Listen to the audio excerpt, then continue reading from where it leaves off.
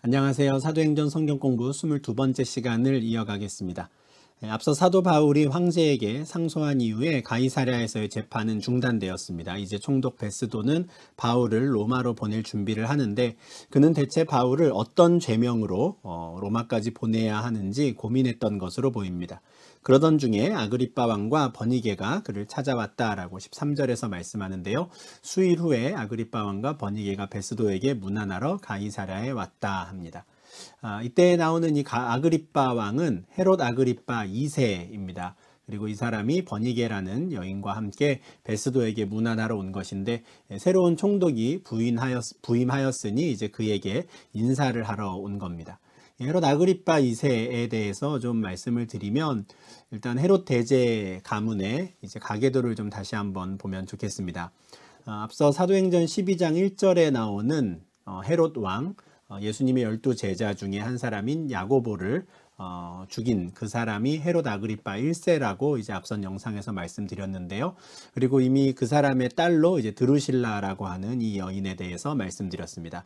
총독 벨릭스의 아내였지요. 물론 그 두 사람이 좀 부정한 관계로 이제 부부가 되었지만, 그래서 사도 바울이 그들을 책망하였지만 또 그 드루실라는 유대 여자로서 자기의 남편 총독 벨릭스에게 그리스도의 도에 대한 이야기들을 했던 여인으로 말씀을 드렸습니다.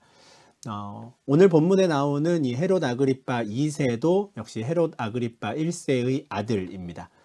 드루실라의 오빠이지요. 그리고 헤롯 아그리빠 2세가 지금 함께 총독 베스도를 찾아온 버니게라는 사람, 이 사람 버니게는 헤롯 아그리빠 1세의 딸입니다. 그리고 아그리빠 왕의 누나이죠. 이렇게 3남매가 지금 성경에 등장을 다 합니다. 헤롯 아그리빠 1세의 자녀들 버니게, 헤롯 아그리빠 2세, 그리고 두루실라, 이 세 사람이 다 등장을 하는데 사실 이 헤롯 아그리빠 2세는 이스라엘 땅 내에서 어떤 통치 영역이 있었던 사람은 아니고요. 이스라엘 땅 북쪽 지역, 지금의 레바논 지역이 이 사람의 통치권에 속해 있었습니다. 그렇지만 이 사람이 조금씩 이제 남쪽으로 내려와서 갈릴리 지역까지 어느 정도 그 영향력을 행사했다라고 하는데, 헤롯 아그리빠 2세는 새로 부임한 로마의 총독과 좋은 관계를 유지할 필요가 있었습니다. 왜냐하면 아주 좀 큰 특혜를 이 사람이 얻은 게 있는데, 그 당시 로마의 황제였던 그 글라우디오 황제가 그 앞선 그 황제가 이 헤롯 아그리빠 2세에게 예루살렘 성전을 관리할 수 있는 권한을 주었고요. 특별히 대제사장 임명권을 이 사람에게 주었습니다. 그러다 보니 지금 이 헤롯 아그리빠 2세는 저 북쪽 지역을 다스리는 사람이지만 여전히 예루살렘에 큰 영향력을 미치는 사람이었던 것이죠. 그러니 유대 지역을 다스리는 총독과는 좋은 관계를 유지할 필요가 있었던 겁니다. 이 아그리빠 왕과 함께 이 총독 베스도를 찾아온 버니게는 이제 아그리빠 왕의 누나인데, 두 사람의 관계가 굉장히 좀 특이합니다. 이 버니게는 남편이 있었는데 그 남편이 이제 죽은 이후에, 사별을 한 이후에 동생인 아그리빠 왕 2세와 근친상간의 관계로 지냈다라고 해요. 그러니까 정부였던 것이죠. 좀 우리의 상식으로는 좀 해결되지 않는, 좀 이해되지 않는 상황인데, 헤롯 아그리빠와 버니게는 남매 사이였지만 이제 부부와 같이 그렇게 살고 있었고요. 그리고 두루실라는 총독 벨릭스와 또 부정한 관계로 부부가 되었죠. 이처럼 아그리빠 1세의 이 자녀들 3남매가 다 성적으로 매우 문란한 삶을 살았던 사람들로 지금 기록이 되어 있는데, 이 두 사람이 이제 새로 부임한 총독 베스도를 문안하러 온 것이죠. 저 북쪽에서부터 이제 내려왔으니 뭐 짧은 시간 머물다가 간 것은 아니었고, 한번 가이사랴에 오면 상당한 시간을 이제 체류하는데, 이번에도 마찬가지였던 것 같습니다. 그들이 여러 날을 있었는데 베스도가 바울의 일로 왕에게 고합니다. 총독 베스도가 고민을 하다가 사도 바울의 일을 좀 털어놓은 것이죠. 벨릭스가 한 사람을 구류하여 두었는데 내가 예루살렘에 있을 때 유대인의 대제사장들과 장로들이 그를 고소하여 정죄하기를 청하였다는 거예요. 나의 전임자인 총독 벨릭스가 한 사람을 붙잡아 두었는데 그 문제가 아직도 해결되지 않고 있어서 예루살렘에 있는 대제사장들과 장로들, 사내들인 공회원들이 그를 고소고발했다는 이야기입니다. 우리가 24장 27절부터 25장 2절에서 보았던 내용이죠. 벨릭스는 바울을 2년 동안이나 그냥 붙잡아 두었고 바울로부터 무슨 돈을 받을 수 있을까? 그리고 이 사람을 풀어주는 것보다는 붙잡고 있는 것이 유대인들에게 환심을 사기에 좋기 때문에 그냥 시간을 보내고 있었습니다. 그러다가 총독이 바뀌고 베스도가 부임한 지 3일 만에 예루살렘에 갔을 때 다시 한번 그 산헤드린 공회원들이 바울을 고소한 일이 있었죠. 그리고 그를 예루살렘으로 보내달라라고 청했던 적도 있었습니다. 그런데 그때 이제 베스도는 자기가 이렇게 대답을 했다는 것이죠. 무릇 피고가 원고들 앞에서 고소 사건에 대하여 변명할 기회가 있기 전에 내주는 것은 로마 사람의 법이 아니라라고 내가 말했다는 거예요. 누군가가 바울을 지금 고소 고발을 하면 그냥 그 말만 듣고 나는 바울을 그들에게 내줄 수 없다는 것이죠. 그들이 고소 고발한 내용에 대해서 바울이 어떤 변명을 할 수 있는지, 어떻게 스스로를 변호하는지 기회를 주어야 한다. 이것이 바로 로마의 법이다라는 것이고, 자신은 그 법을 잘 지키기 위해서 내가 이렇게 대답했습니다 하는 거예요. 앞서 누가가 기록하였던 이 총독 베스도의 태도에 부합하는 그대로의 설명입니다. 그는 전임자였던 벨릭스보다는 훨씬 더 로마법의 수호자와 같이 그 법을 준수하는 사람과 같았는데요. 실제로 그도 이런 이유에서 바울을 선뜻 그들에게 내주지 않았다라는 것이죠. 그래서 자신이 예루살렘에서 이제 가이사랴로 올 때 그 유대의 높은 사람들이 함께 와서 재판을 한 내용을 이야기합니다. 그러므로 그들이 나와 함께 여기 오매 내가 지체하지 아니하고 이튿날 재판 자리에 앉아 명하여 그 사람을 데려왔으나 원고들이 서서 내가 짐작하던 것 같은 악행의 혐의는 하나도 제시하지 않았다는 겁니다. 예루살렘에서 이들의 말을 들을 때만 해도 당장 바울을 내줄 수밖에 없을 것 같은 큰 죄를 지은 사람처럼 보였는데 자신이 생각하였던 그 악행의 혐의가 하나도 없었다는 것이죠. 앞선 재판의 상황이 어땠습니까? 그들은 굉장히 심각한 사건인 것처럼 총독 앞에서 고발하였지만 능히 증거를 대지 못했었습니다. 그들이 한 말은 많았는데 그러나 자신들의 고소 고발을 입증할 만한 아무런 증거가 없었던 것이죠. 그리고 그에 대한 바울의 변론을 이 총독이 들었습니다. 그 결과 지금 총독 베스도는 지금 나름대로 이런 결론을 내렸었습니다. 19절인데요. 오직 자기들의 종교와 또는 예수라 하는 이가 죽은 것을 살아있다고 바울이 주장하는 그 일에 관한 문제로 고발하는 것뿐이라 해요. 어떤 로마의 법을 어겼다든지 어떤 심각한 죄를 지은 것이 아니라 자기들의 종교, 유대인들이 섬기는 그 유대교 내에서 그냥 일어난 아주 지엽적인 문제를 가지고 이 사람들이 지금 고소고발을 했었습니다 라고 말하는 겁니다. 이 부분이 아주 중요한 내용이 하나 있는데요. 우리가 앞선 재판에서 보았지만 8절에서 바울이 변명한 내용 중에 이런 게 있었습니다. 유대인의 율법이나 성전이나 가이사에게나 내가 도무지 죄를 범하지 아니하였노라 라고 말한 적이 있죠. 이것을 통해서 지금 유대인들이 고발한 내용이 크게 세 가지였을 것이다 말씀드렸습니다. 바울이 유대인의 율법을 어겼다, 또 성전을 모독하였다, 그리고 가이사를 모욕하였다, 또는 가이사의 명을 따르지 않는다라고 하는 세 가지 죄명을 들었던 것 같습니다. 이 중에 가이사, 즉 황제에게 죄를 지었다라고 하는 새로운 죄가 이제 2년 전에 비해서 이제 추가되었던 것인데, 바울의 변명을 듣고 또 로마 유대인들이 하는 말을 들었을 때 이 총독 베스도는 바울이 가이사에게는 그 어떤 죄도 범하지 않았다라는 것을 확인한 것 같습니다. 그래서 지금 이 아그리빠 왕과 버니게에게 이야기할 때에도 그냥 그들이 싸우는 것은 종교적인 문제다라고 아주 강하게 일단락 짓는 겁니다. 유대인들의 고소와는 달리 바울이 로마 황제에게는 죄를 범하지 않았다라는 것을 자신이 확인했다라는 것이죠. 그러다 보니까 이제는 이 사건의 개요를 어떻게 정리해서 로마로 보내야 할지 그것을 자신이 지금 알 수가 없는 거예요. 그리고 어떤 식으로 내가 이 재판을 진행해야 할지를 알 수가 없었던 겁니다.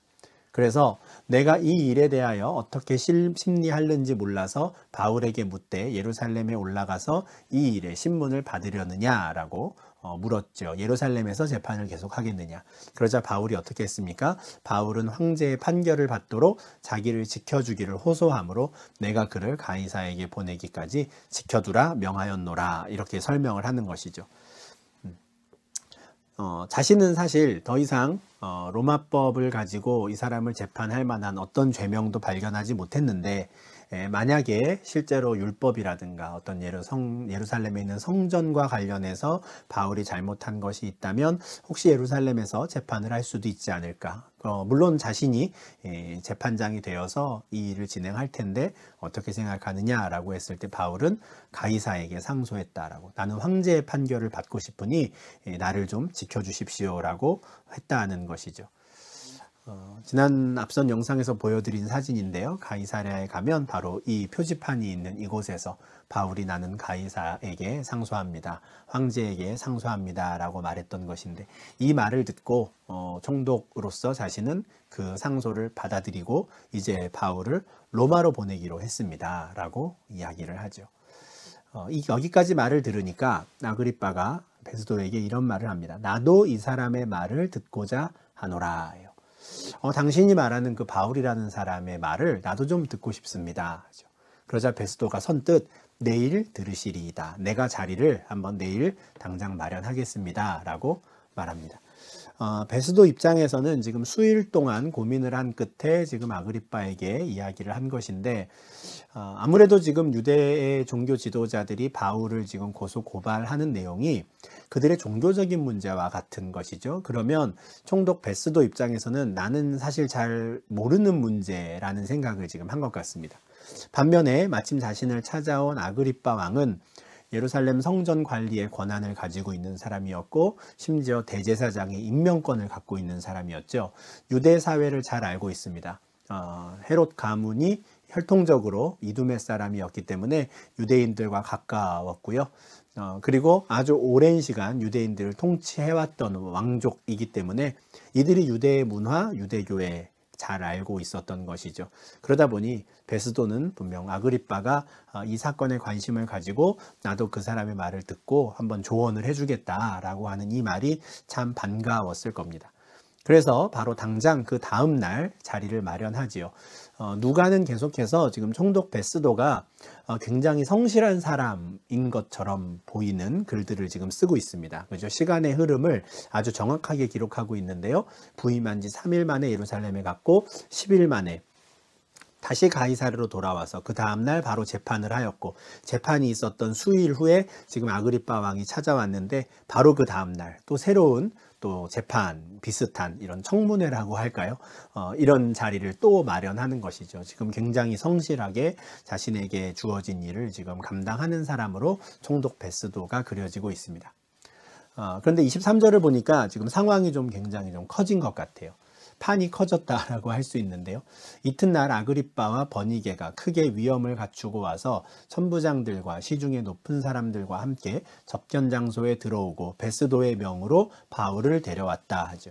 아그리빠와 버니게에게 두 사람에게 지금 바울에 대한 이야기를 했는데, 이 두 사람만이 아니라 지금 천부장들과 시중에 높은 사람들이 이 바울을 접견하는 자리에 한꺼번에 들어왔습니다. 특별히 아그리빠와 버니게의 모습을 보면 크게 위험을 갖추었다라고 하죠. 어떤 공식적인 자리에 나가는, 공식 석상에 나갈 때의 의상을 갖추어 입었던 것 같습니다. 그러니 로마 총독이 주관하는 어떤 재판이라고까지 할 수는 없지만, 어떤 로마 총독의 그 주재 아래 벌어진 어떤 공식적인 청문회랄까요? 아니면 좀 신문이 벌어지는 그런 상황으로 보입니다. 그러다 보니 그 자리에는 천부장들도 들어오고요. 그리고 시중에 높은 사람들, 그러니까 지금 현재 이스라엘 땅에 거주하는 로마의 관리들 중에 고급 관리들이 많이 지금 들어온 것이죠. 그리고 그곳에 베스도의 명으로 바울이 불려 나오게 되는 것입니다. 그렇게 해서 청중들이 다 자리를 잡고, 그리고 바울이 나타나서 접견 장소에 들어오니 이제 베스도가 오늘의 이 자리를 마련한 이유를 설명을 합니다. 짧게 브리핑을 하는 것이죠. 베스도가 말하되 아그리빠 왕과 여기 같이 있는 여러분이여, 당신들이 보는 이 사람은 유대의 모든 무리가 크게 외치되 살려두지 못할 사람이라고 하여 예루살렘에서와 여기서도 내게 청원하였으나, 유대인들이 말할 때는 당장 이 사람은 죽여야 하는 사람이다 라고 말하며 예루살렘에서도 나에게 고발하였고, 그들이 가이사랴까지 여기까지도 와서도 나에게 고발하였습니다 라고 해요. 그런데 자신이 한번 재판을 해보니 내가 살펴볼 때는 유대인들의 말과는 달리 죽일 죄를 범한 일이 없습니다 하죠. 사실 총독 베스도는 재판의 결론을 이미 내렸습니다. 이 사람은 죽일 죄를 범한 일이 없다예요. 그런데 문제가 있죠. 그냥 자신으로서 그냥 재판을 끝낸다면 무죄인데 재판 중에 그가 황제에게 상소한 고로 보내기로 결정했습니다 하는 거예요. 상황이 굉장히 좀 묘하다고 할 수 있는데요. 이 25절의 말씀만을 보면 어쩌면 바울은 자신이 그냥 무죄로 풀려날 수 있는 상황을 오히려 막은 듯한 모습을 보입니다. 그죠? 분위기는 총독 베스도는 얼마든지 무죄를 선고할 분위기였어요. 벨릭스와는 달랐죠. 벨릭스는 그냥 마냥 붙잡아 두고 있었는데 이 베스도는 아주 단호하게 이 사람은 죽일 죄를 범한 일이 없습니다. 그런데 이 사람을 풀어줄 수 없는 게 왜냐하면 이 사람이 재판 중에 황제에게 상소했기 때문입니다. 그래서 나는 그의 부탁을 들어주기로 그의 권리를 사용할 수 있도록 하기로 했습니다 라는 거예요. 일단 25절에서 중요한 것은 로마의 총독이 이 사람은 죽일 죄를 범한 일이 없다라고 확인을 한 것이죠. 23장 29절에서 처음 바울을 예루살렘에서 붙잡았던 천부장 글라우디오 루시아가 편지를 써서 총독 벨릭스에게 보냈던 내용과 일치합니다. 그때에도 2년 전이죠. 그때에도 그 천부장이 조사한 결과 한 가지도 죽이거나 결박할 사유가 없음을 발견했다라고 했는데 가이사랴에서 총독이 재판을 했을 때에도 마찬가지 결론을 내린 겁니다. 이것은 분명 사도 바울의 사역이라든가 또 그 당시 초대교회의 많은 성도들에게 굉장히 힘이 되는 재판 결과였으리라고 생각합니다.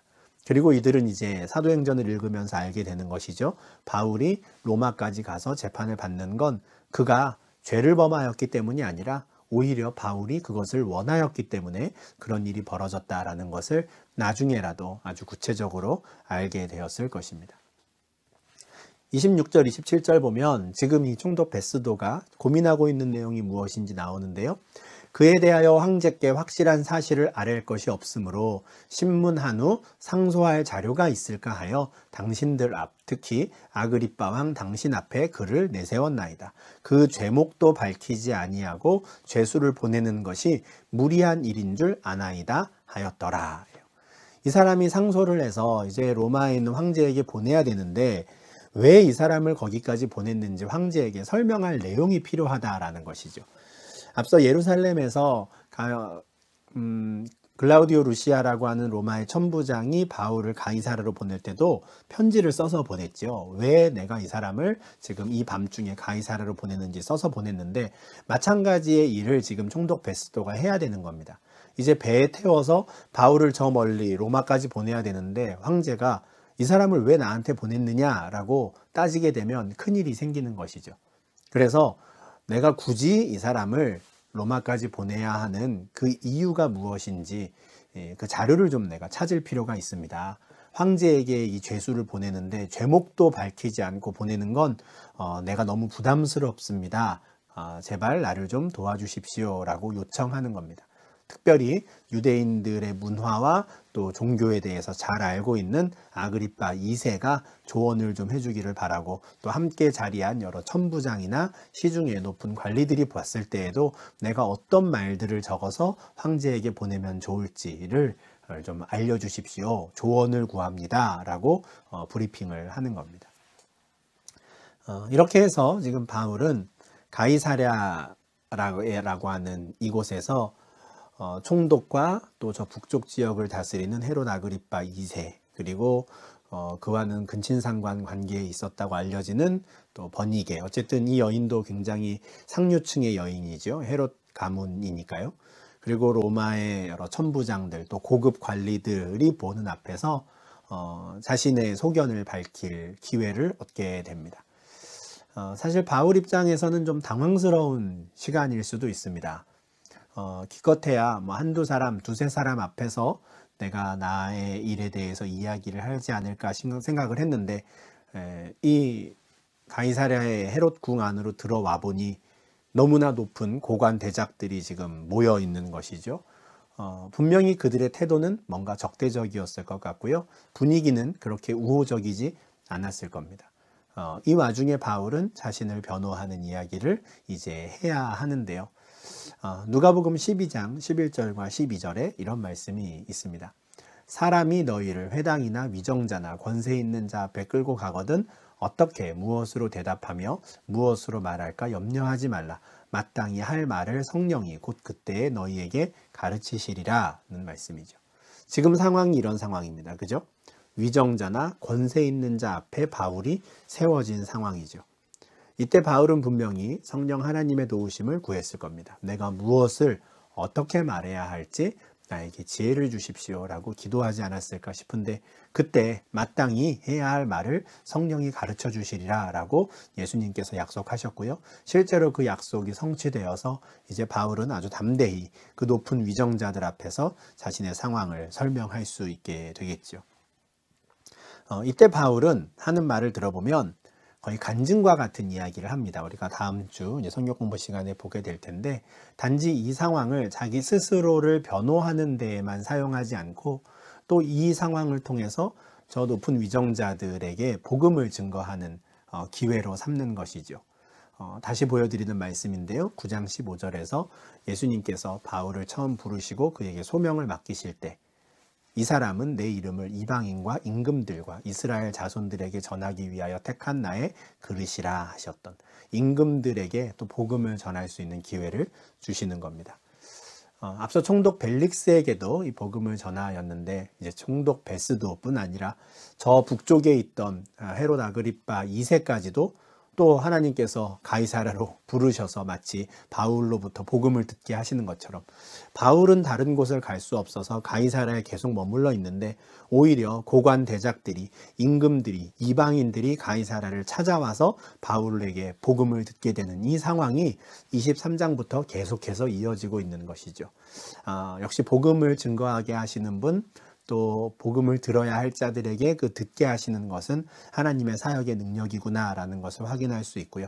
바울이 그렇게 직접 다니지 않아도 심지어 그가 구금되어 있는 상태에서라도 또 하나님께서 그를 사용하고자 하시는 대로 이렇게 그 다른 이들을 가이사랴로 불러서라도 그를 통하여 복음을 듣게 하시고 또 바울은 그들에게 복음을 전하게 하시는 이 하나님의 섭리를 또한 우리가 보게 되는 것입니다. 이번 주 두 번째 영상인 13절부터 27절에서는 어떤 바울의 이야기를 우리가 듣기보다는 어떻게 해서 바울이 또 이 로마의 고관 대작들 앞에서 또 복음을 듣게 되었는지 그 상황에 대한 이야기인데요. 특별히 오늘 본문 내용에 있어서 중요했던 것은 아그리파 왕이 이미 총독 베스도가 이미 바울이 당할 만한 죄를 짓지 않았다라는 것을 분명히 확인했다라는 것, 그리고 이것을 많은 로마의 높은 관리들 앞에서 공식적으로 이야기했다라는 것, 이것이 사실 초대교회의 복음 증거 사역에 있어서 아주 중요하였고요. 또 이후에도 사도행전을 통해서 복음이 전파되는데 이들의 모든 일들이 로마의 법을 어기지 않았다라는 것이 일찌감치 공인되었다라는 점이 참 중요한 사실입니다. 아마 이것 때문에 누가도 이 이방인에게 재판받았던 이 내용들을 지금 세세하게 기록하고 있는 것 같은데요. 이처럼 복음을 증거하고 또 복음이 전파되고 하는 것이 로마의 합법적인 그 테두리 안에서 안전하게 이루어졌다라고 하는 것, 오히려 이방인들이 복음의 마치 수호자가 된 것처럼 그들이 안전한 바운더리를 제공한 것처럼 보이는 이런 모습들이 참 하나님의 섭리의 신비 그리고 아이러니가 아닐까 하는 생각을 좀 하게 됩니다. 이렇게 해서 이제 바울은 총독 베스도와 아그리파 버니게 앞에서 이제 자신을 변호할 기회를 얻게 되었는데요. 26장에 기록되어 있는 이 내용에 대해서는 우리가 다음 주 이제 23번째 성경 공부 시간에 계속해서 이어가도록 하겠습니다. 네, 감사합니다.